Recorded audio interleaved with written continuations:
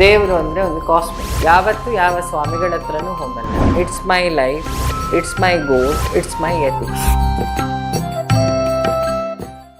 ನನ್ನ ಲೈಫ್ ಹೀಗಿರಬೇಕು. I have to leave for this ethics.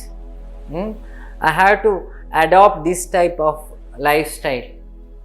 It will helps to my vision ಅಂತ ಯಾವನಿಗಿರ್ತದೋ ಅವನು ಹಾಳಾಗ್ಲಿಕ್ಕೆ ಸಾಧ್ಯ ಇಲ್ಲ. ಅವನು ಯಾವತ್ತೂ ವಾಸ್ತು ಹಿಂದೆ ಹೋಗಲ್ಲ, ಯಾವತ್ತೂ ಜ್ಯೋತಿಷಿಗಳ ಹಿಂದೆ ಹೋಗಲ್ಲ, ಯಾವತ್ತೂ ದೇವ್ರ ಮೈ ಮೇಲೆ ಬರಲು ಹೋಗಲ್ಲ, ಯಾವತ್ತೂ ಯಾವ ಸ್ವಾಮಿಗಳ ಹತ್ರನೂ ಹೋಗಲ್ಲ.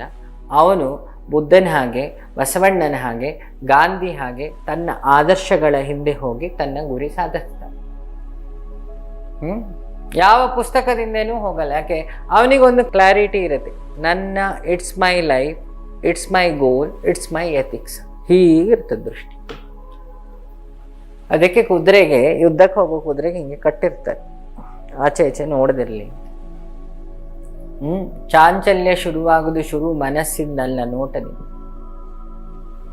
ಒಂದು ವಸ್ತುವಿನ ಬಗ್ಗೆ ನಮಗೆ ಬೇಕು ಅನ್ಸೋದು ಮನಸ್ಸಿಗ ಇನ್ಪುಟ್ ಯಾವುದು? ಕಣ್ಣು. ಕಾಮದ ಮೂಲೆಯಲ್ಲಿ ಕಣ್ಣು. ಸೌಂದರ್ಯವನ್ನ, ಇದು ಸೌಂದರ್ಯ ಅಂತ ಹೇಳುವುದು ಫಸ್ಟ್ ಕಣ್ಣು, ಆಮೇಲೆ ಬುದ್ಧಿ, ಆಮೇಲೆ ಮನಸ್ಸು, ಮತ್ತೆ ಅದರ ರಿಯಾಕ್ಷನ್ ಬಾಡಿ ಮೂಲ. ಸೊ ಈ ಸತ್ಯವನ್ನು ತಿಳ್ಕೊಳ್ಳೋಕ್ಕೆ ಯಾವ ಯೂನಿವರ್ಸಿಟಿಗೆ ಹೋಗಬೇಕು ಅಂತ ಇಲ್ಲ.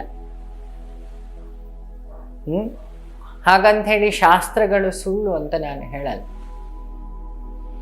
ಶಾಸ್ತ್ರೀಯ ದಾರಿಯಲ್ಲಿ 100% ಇದ್ದು ಹೋದರೆ ಇಟ್ ವರ್ಕ್ಸ್.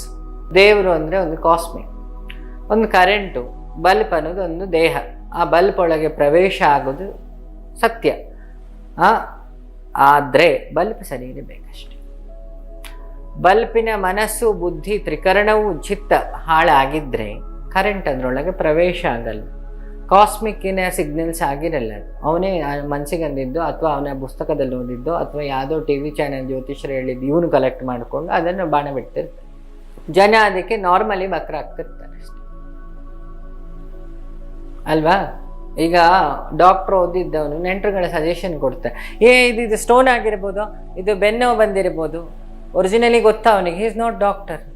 ಅವನು ಯಾರೋ ಡಾಕ್ಟರ್ಗಳು ಮಾತಾಡಿದ್ದು ಅಥವಾ ಅವನ ಫ್ರೆಂಡ್ ಹೇಳಿದ್ದು, ಅವನಿಗೆ ಗೊತ್ತಿರೋ ಸಣ್ಣ ಪುಟ್ಟ ಕಲೆಕ್ಟಿವ್ ಡಾಟಾ ಎಲ್ಲ ಸೇರಿಸಿ ಅದನ್ನೇ ಅಬ್ಸಲ್ಯೂಟ್ ಅನ್ನುವಾಗಿ ಪ್ರತಿಪಾದಿಸ್ತಿರ್ತಾನೆ. ಇದು ನಾರ್ಮಲಿ ಜಗತ್ತಲ್ಲಿ ನಡೀತಾ ಉಂಟು.